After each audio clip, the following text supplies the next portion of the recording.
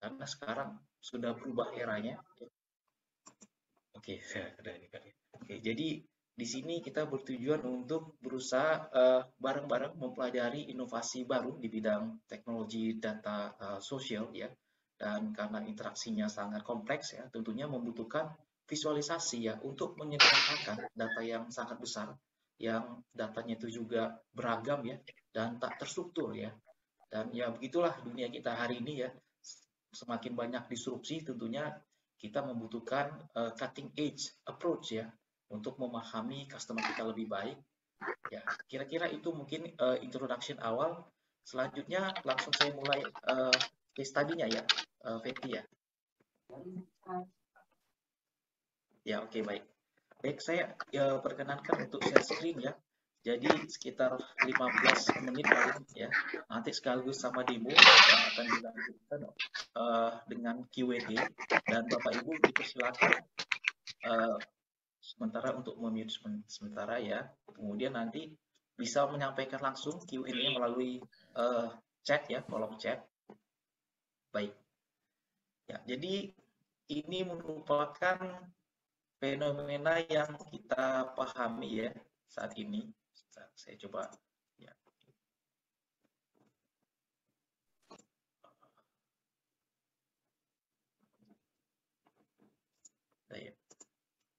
Sorry.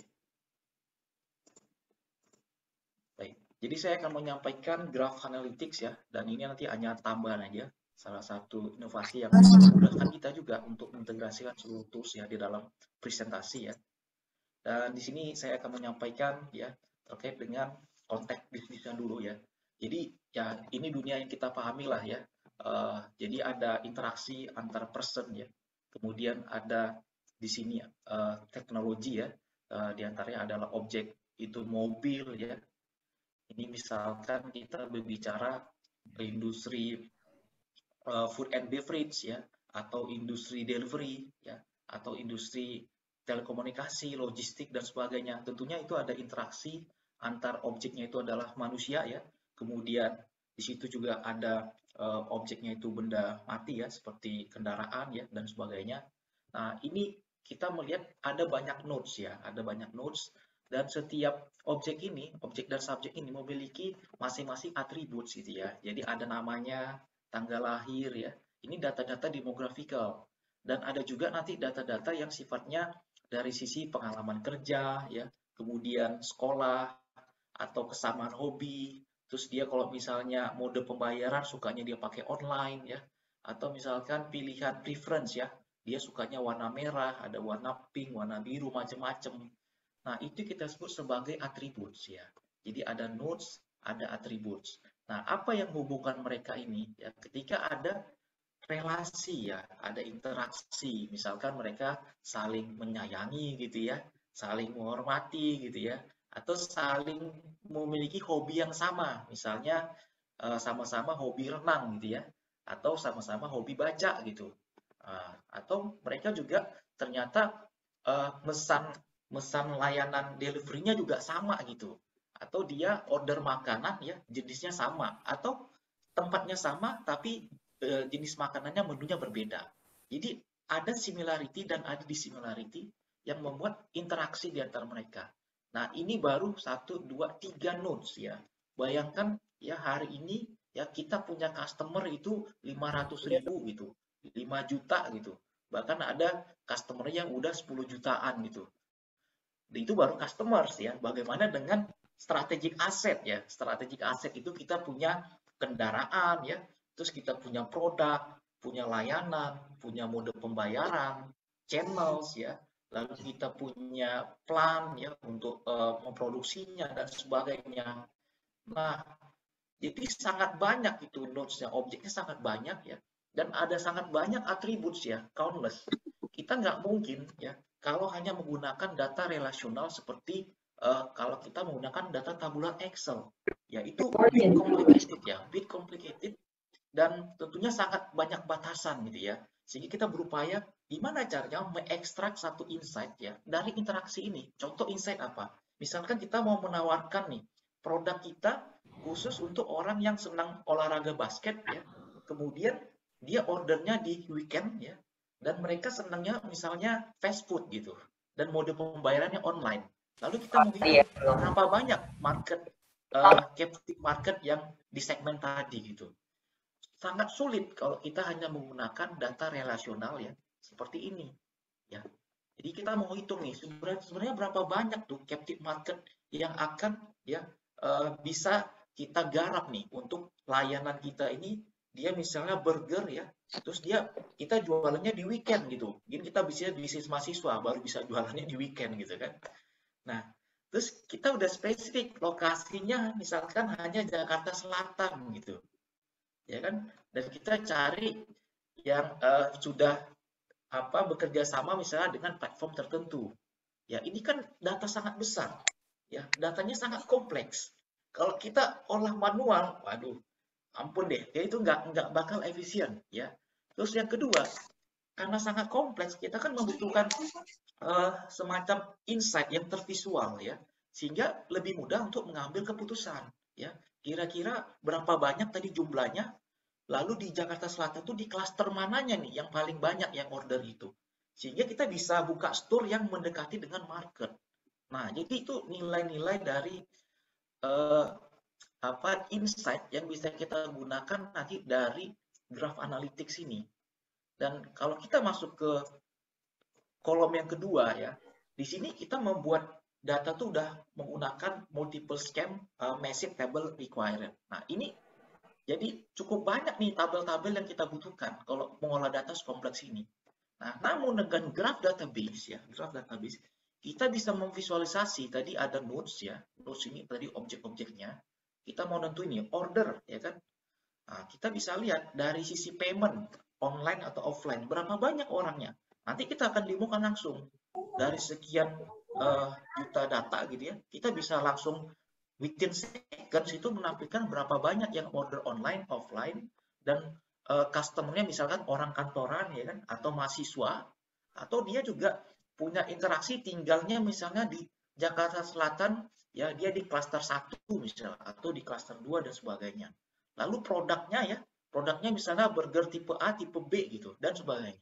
Jadi kita bisa dengan mudah ya memvisualisasikan ini semua data-data besar yang sosial tadi, sehingga kita bisa menghitung ya nanti besaran dari marketnya, lalu melihat interaksi antara ini ya, sehingga kita bisa nanti membuat recommendation system misalkan contoh salah satu use case-nya. Jadi kita memahami yang paling banyak itu di mana ya. Oke. Nah, terus next saya coba sampaikan sedikit ya ilustrasi untuk yang lebih luas ya, misalkan untuk social media ya. Kita misalnya mau menawarkan layanan menggunakan platform sosial media. Tentunya kita mau melihat nih, pertama dari berapa sih jumlah yang meretweet misalnya menggunakan tagline produk tertentu gitu kan. Nah, itu dengan mudah kita mendapatkan nanti jumlah retweetsnya dan dia di-reply kemana aja ya. Lalu teksnya itu yang muncul apa saja ya, terus diposting apa dan sebagainya. Ini dengan mudah. Dan ini algoritma ya yang digunakan juga di berbagai sosial media ya, termasuk di LinkedIn, di Instagram, dan kita sering memperlihatkan ya bagaimana ketika kita mengklik platform itu ada recommendation misalnya networks atau friends tertentu gitu ya. Nah, itu karena similarity. Jadi ini menggunakan social teori ya. Jadi manusia itu pada dasarnya dia berinteraksi dan mereka memiliki kesamaan ya. Semakin dekat kesamaannya ya, maka semakin dekat mereka menjadi satu cluster ya. Jadi ini seperti machine learning juga ya. Machine learning kita menggunakan itu distance ya, Euclidean distance. Jadi kesamaan karakteristik dari atribut dari nodes tadi ya. Jadi semakin sama dia, berarti dia memiliki relasi, Dan karena ini sangat kompleks, nanti ada tweet user dari user 1, ada user 2 nanti dia sukanya order pakai apa, terus dia apakah misalnya suka produk layanan apa dan sebagainya. Jadi kita bisa tracing gitu. Ya. Jadi datanya sangat besar ya. Kita tidak ada cara lain kalau hanya tabular itu impossible ya melakukan itu. Tidak efisiennya. Nah, ini contoh misalnya di industri logistik dan ini big complicated ya. Kita hubungkan dengan industri-industri yang lain ya. Misalkan kita bisa memperlihatkan ini ya. Ini kan adanya accident ya kan, ada accident. tentunya ada beberapa nodes ya, objek yang berhubungan. Pertama ya kan, accident ini kan melibatkan beberapa nodes. Jadi ada kendaraan nih yang terlibat ya kan. Lalu ada saksinya ya. Terus di sini ada yang survive dan sebagainya ya. Dan di sini kita bisa tracing nanti berapa sebenarnya captive market yang akan berhubungan nanti sama dokter, terus berperkara dengan lawyer ya. Ini yang lebih kompleks lagi nih contohnya ya. Dan karena datanya ini dinamis, bergerak dinamis ya, dia membutuhkan kecepatan ya, jadi efisiensi. Dan juga ketika datanya bertambah semakin besar, kita membutuhkan scalability ya, scale up. Makanya disinilah kita perlu menggunakan graph analytics ya. Dan tentunya Neo4j ini salah satu tools ya. Ada tentunya banyak-banyak tools lain. Di sini kita kasih disclaimer, kita tidak mengagungkan satu tools bukan, tapi kita menawarkan solusi apapun ya dari berbagai layanan project yang kami jalankan termasuk masterclass. Kita lebih menekankan itu adalah solusinya ya. Bagaimana analytical tools tadi itu kita formulasikan sehingga bisa menjadi solusi untuk bisnis kita ya dalam hal mengambil keputusan yang lebih baik ya, lebih cepat, lebih akurat ya. Baik. Selanjutnya saya masuk ke contoh ya. Nah, mohon konfirmasi Feti, ini punya saya screen-nya sudah terlihat ya.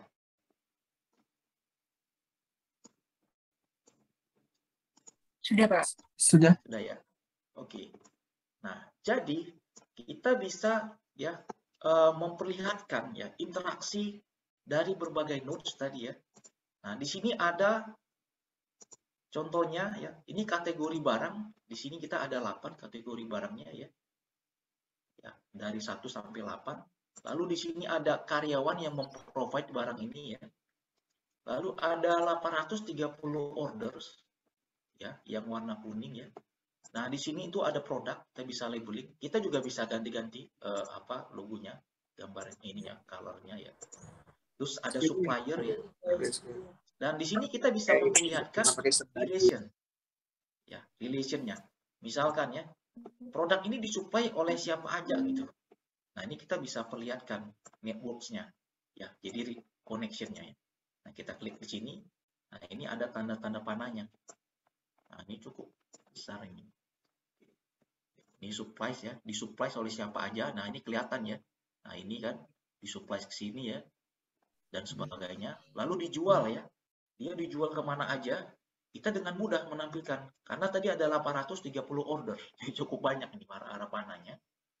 Lalu untuk line of comment ya di internal perusahaan ya. Nah, kita bisa perlihatkan juga nih reportnya ke siapa aja nih, atasannya dan sebagainya. Lalu terdiri dari produk apa aja. Ya. Dan ini kita bisa customize. Ya, teman-teman sekalian, kita bisa customize. Ya, lagi misalnya kita masukin kategori. Ya. Terus kita seleksi lagi untuk menampilkan, misalkan tuh dari sisi employee-nya. Sorry, kok agak lambat. Karena lagi jalan. Nah, ini produk ya. Nah, kita bisa customize untuk menampilkan notes-nya apa ya. Lalu nanti relation-nya ya, kita bisa slice, kita mau menampilkan relation yang mana ya. Dan kita juga bisa memperlihatkan itu interaksinya ya, animasinya ya. Ini agak lama kayaknya.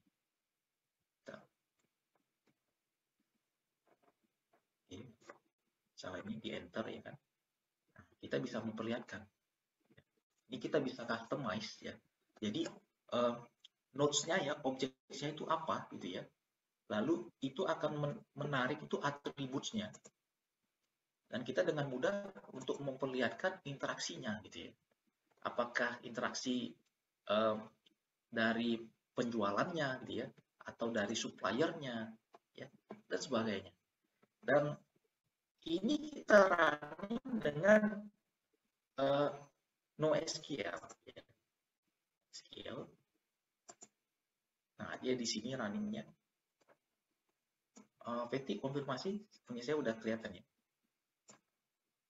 Screen-nya udah terlihat ya, udah berganti ya. Halo, Feti, moderator? Ya, sudah. Sudah ya, oke, baik.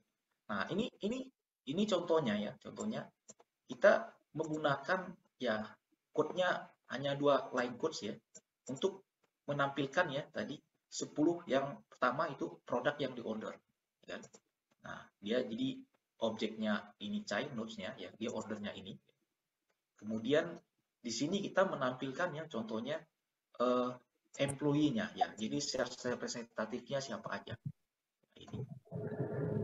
Lalu kita bisa memperlihatkan juga itu produknya sama supplier-nya. Ya, contohnya ini ya, supplier-nya ini ya, disupply ke sini ya.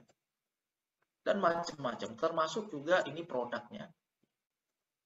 Lalu kita bisa menampilkan ini dari sisi people analytics ya. Kita bisa memperlihatkan ya level instruksinya. Jadi di sini kan VP-nya sebagai center ya kan, center of excellence ya. Terus yang report ke dia siapa aja? 1, 2, 3, 4, 5 gitu kan, 5 yang directly reports ya to VP sales. Ya, sementara di sini ada 1 yang indirectly report. Ya.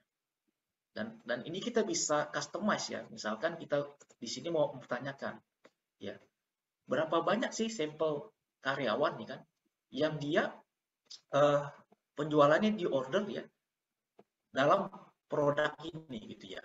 Misalkan nih. Jadi kita buat di sini formulanya ya, codes-nya, script-nya kita batasin ke hanya 25, tapi kok mau ditampilin yang lain jadi 50 misalkan bisa juga. Ya, terus Ctrl Enter. Nah, ini kayak gini. Dan ini kita bisa customize ya, apa bisa diinteraksikan ya, diperlihatkan kayak gini. Lalu kalau kita mau memperlihatkan yang lain, misalnya pertanyaannya gini, sini tadi ada saya buat contoh-contohnya, ya ini, ya. Karyawan mana yang harusnya kita berikan bonus terbesar misalnya, ya. Berarti yang dia bisa berkontribusi ya dari total ordersnya paling banyak, karyawan ID nomor 2. Dan dia itu mereport ke siapa aja ke ini. Ya. Total ordersnya sekian.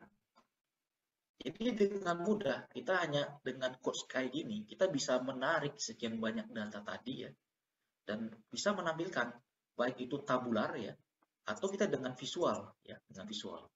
Ya. Nah ini misalkan kita menggunakan part-nya. Jadi manajer seniornya siapa, middle manager, dan itu yang report ke dia siapa, itu kita bisa tampilkan tabular. Kalau dalam bentuk visual tadi juga kita udah bisa tampilkan yang di bawahnya ya. Nah, ini contoh lain misalnya kita mau slice itu untuk produk tertentu. Misalnya dia hanya yang mengorder coklat. Ini datanya cukup besar ya. Lalu kita di sini hanya mau mengambil siapa sih karyawan yang memprovide coklat paling banyak gitu untuk produk ini. Dan produk yang lain itu apa aja. Nah, ternyata itu employee ID yang nomor 4. Jumlahnya ada 14. Nama produknya Ginochi Nona Alice gitu ya. Nah, ini contoh-contoh ya bagaimana kita bisa menarik ya kan data yang cukup kompleks ya, cukup besar ya kan, dan memvisualisasikannya dalam bentuk tabular dan visual ya, sehingga lebih mudah. Kita jadi tahu nih yang memprovide coklat ini ya kan, suppliernya namanya si Jansi ini ya. Nah, di sini ada atribut-atributnya ya. Lalu di sini juga ternyata dia bagian ya produk itu dari kategori namanya confection gitu ya.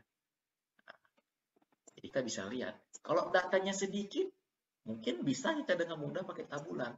Tapi kan kalau kita ngomong industri e-commerce ya, when it comes to e-commerce atau logistik, kemudian airlines yang fast moving consumer groups ya, itu kan datanya tumbuhnya sangat eksponensial, ya kan, sangat besar. Sehingga kalau kita hanya menggunakan cara biasa, tentunya akan mengalami masalah terkait dengan scalability, ya kan? Termasuk juga nanti efisiensi untuk mengolah datanya. Sehingga disinilah kita membutuhkan ya data-data besar seperti ini ya. Dan ini ya tools ini tuh open source ya, open source. Dan ini yang kita akan launching ya di masterclass ya. Dan kita bisa jadi ya salah satu pionir juga ya untuk mempercepat ya transformasi analitik melalui graf, karena kita melihat Indonesia itu merupakan market terbesar di dunia ya. Ketika transaksi semakin banyak, that means ya itu datanya juga tumbuhnya semakin besar ya kan. Dan ketika data tumbuh semakin besar, tentunya kita tidak mau mengalami satu paradoks ya. Paradoksnya itu seperti disampaikan oleh ekonomis ya. Mereka bilang data itu is the new oil. Tapi sebenarnya ada kondisionalnya ya. Ketika kita memiliki capability untuk mentransform data menjadi value di perusahaan. Jangan sampai ya kan kita mengolah banyak data, membutuhkan banyak infrastruktur ya kan. Tapi sebenarnya tidak impactful ya. Oleh karena itu ya di sini penting sekali capability untuk mengolah data dan diantaranya ya capability untuk mengolah data sosial yang itu sangat kompleks ya, kemudian dia membutuhkan size yang cukup besar ya, lalu fenomenanya tuh sangat disruptif karena berubah ya, sebagaimana market research di berbagai studi menyampaikan terjadi banyak perubahan ya ketika terjadinya pandemi ya. Jadi pandemi itu menyebabkan berbagai disrupsi yang lain. Jadi ada disrupsi dari sisi policy berubah ya kan, ada kebijakan pemerintah yang berubah dan sebagainya. Lalu juga ada perubahan itu menyebabkan perubahan dari sisi customers ya, perubahan dari teknologi, perubahan dari kompetisi ya kan. Dan juga sekarang ini terjadi perubahan dari globalisme ya. Misalkan kita kaitkan dengan geopolitik ya, ada perang Rusia Ukraina ya. Tentunya berbagai perubahan ini menciptakan disrupsi ya, dan mau nggak mau ya cara kita untuk merespon perubahan ya dengan cara mensensing ya, mensensing, kita mampu untuk mensensing perubahannya itu apa, lalu kita bisa mensensing, menangkapnya dan juga merekonfigurasi. Dan ini bagian dari part of dynamic capability. Dan melalui graph analytics ya, ini salah satu metode yang bisa kita gunakan ya untuk meningkatkan ya respon yang lebih cepat, lebih akurat dan lebih baik. Nah, kira-kira itu dari saya, semoga bermanfaat. Silakan saya kembalikan kepada moderator. Terima kasih. Assalamualaikum warahmatullahi wabarakatuh.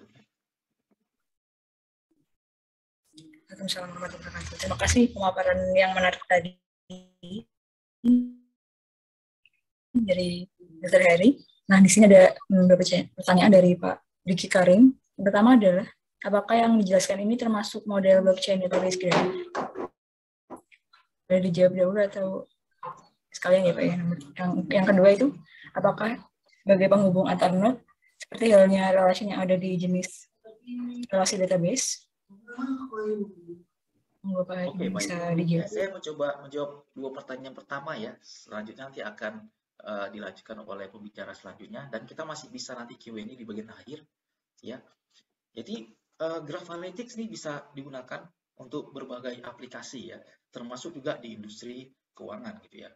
Kenapa? Karena kan itu multi ledger ya, multi ledger, dan kita berinteraksi tadi ada manusianya, ada teknologinya, ada platformnya, ada mode pembayaran, dan setiap nodes tadi itu memiliki atribut ya. Dan kita memperlihatkan nanti relasi antar nodes tadi dari atribut-atribut tadi. Jadi ya ini bisa digunakan juga, dan yang saya tahu tuh base of knowledge ya itu juga digunakan untuk di industri finance ya. Salah satunya itu yang saya baca ya, itu dia bisa men-tracking ketika terjadinya fraudulent transaction ya, atau terkait dengan financial crime ya.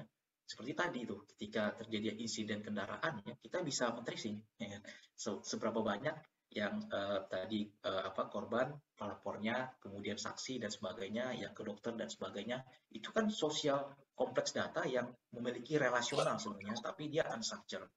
Jadi permasalahan sosial ya, akhirnya kita bisa dekati dengan model-model seperti ini nih, ya kan? Akan sangat sulit kalau kita menggunakan hanya data relasional yang tradisional gitu ya. Itu agak sulit gitu dan sulit tervisualisasi gitu ya.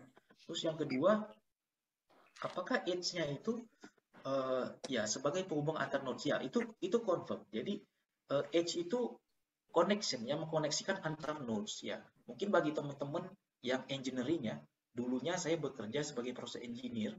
Kalau kita belajar itu pipe sim ya, atau pipeline simulation atau TGNet, ini sebenarnya konsepnya sama. Jadi kita menggunakan nodes ya, lalu di situ ada variables ya. Kalau kita berbicara pipeline simulation kan berarti ada drop pressure ya, pressure inlet sama pressure outlet. Ini kan atributnya ya. Yang mengkoneksikan mereka apa? Kalau misalnya di dunia pipeline, oil pipeline dan gas pipeline, berarti kan itu dari sisi fasilitiesnya. Nah, kalau di sini yang mengkoneksikan tadi itu dari sisi model bisnisnya. Ya, misalkan tadi penjualannya, atau dia yang mensuplai, atau misalkan mode pembayaran, atau lokasi gitu, atau kesamaan dari sisi demografikal, ya kan? Jadi hari ini kita bisa dengan mudah nih, misalnya nih ya, misalnya kita mau jual produk tertentu untuk lokasi, kemudian background orang tertentu juga gitu. Misalnya saya ngomongnya jual apa ya? Jual toco lah, ya toco. Mungkin nggak semua orang familiar dengan toco. Mungkin hanya orang Indonesia dan di beberapa wilayah tertentu yang senang banget gitu ya kan. Kita bisa tracing gitu kesamaan mereka dari sisi lokasi ya, bahkan sampai nanti dari sisi kultural ya. Kultural misalnya dari dia itu backgroundnya misalnya pakai orang Minang atau orang Medan misalkan atau orang Palembang, kita bisa trace gitu ya. Kita tarik data di sosial media tadi, kita bisa tracing dan kita bisa hitung seberapa banyak kalau misalnya kita create tadi toco tapi pakai tematik nih, toco khusus Minang, toco Palembang gitu kan. Nah, kita bisa gunakan graph analytics tadi. Nah, kenapa bisa kita gunakan tadi? Karena ada relation ya antar mereka, kesamaan ya, similarity tadi ya. Dan di similarity itu juga berguna buat kita. Ketika kita memperlihatkan, oh ternyata memang tidak ada disconnection antar nodes yang satu dengan nodes yang lain, ya kan? Sehingga kita bisa fokus untuk memperlihatkan tadi dari sisi clusteringnya ya. Dan aplikasi terakhir, graph ini juga digunakan untuk machine learning ya, untuk predictive analytics ya. Dan ini tentunya karena ini baru ya, mungkin kami juga ya sedang menguasai skill insight ini juga ya, dan sedang menerapkan di prototype project kita sedang mulai jalankan ya. Dan kita berharap ke depan ya tentunya semakin banyak aplikasinya yang kita bisa gunakan di Indonesia ya, dan tentunya ya pada akhirnya akan meningkatkan value creation ya untuk bisnis, apakah untuk provider penyedia layanan ya, termasuk kita juga sebagai customer gitu ya, karena semakin mudah kita memahami preferensi seseorang ya, sehingga itu akan meningkatkan kualitas pelayanan gitu ya. Dan ini saya kira dia mengambil tadi teorinya dari social teori ya, dan imperfect information di dalam ekonomi. Karena pada dasarnya informasi sosial itu nggak sempurna. Ya kan, meskipun kita di era serba data, tapi sulit memang kita memahami misalkan terkait dengan persepsi seseorang ya, dia mempersepsikan produk kita. Sehingga kita menarik tuh atribut-atribut dari ya demografikal, terus interaksi dia di dalam satu komunitas ya, dalam satu ekosistem, dia kerja di mana, dia hobi apa, dia suka jalan-jalan kemana. Nah, data-data itu yang kita tarik, ya contohnya menggunakan data-data dari smartphone, ya itu kita tarik. Dia sukanya klik apa, ya kan? Dia suka searching apa, terus dia kalau weekend dia jalan-jalan kemana, ya kan? Itu kan ke tracing data-datanya itu. Nah, dan dengan edges ya, dengan relation tadi, kita semakin mudah ya memperlihatkan relations antar objek ya, sehingga kita bisa menawarkan produk dan layanan yang lebih tepat sasaran. Kira-kira demikian. Terima kasih.